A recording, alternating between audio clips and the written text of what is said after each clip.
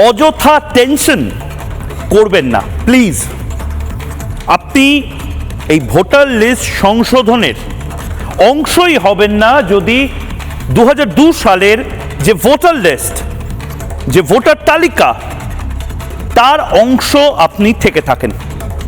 অর্থাৎ 2002 সালে ভারতবর্ষে বা পশ্চিমবঙ্গে যে ভোটার লিস্ট সংশোধন হয়েছিল, যেটা বিহারে 2003 সালে হয়েছিল, সেই সময় যদি আপনার নাম থেকে থাকে, অর্থাৎ সাধারণভাবে পশ্চিমবঙ্গের প্রায় 70% মানুষ এখন যারা ভোটার কার্ড সহ রয়েছেন তাদের মধ্যে থেকে ধরে নেওয়া যাচ্ছে 70-80% মানুষ তাদের নাম 2002 সালের ভোটার লিস্টে ছিল।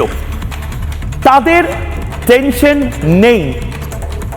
যাদের নাম ভোটার লিস্টে ছিল না তাদেরও টেনশন নেই যদি তারা ভারতের নাগরিক হয়। আবারও বলছি, আপনার পৌষ মাস অনুপ্রবেশকারী এবং রোহিঙ্গাদের সর্বনাশ।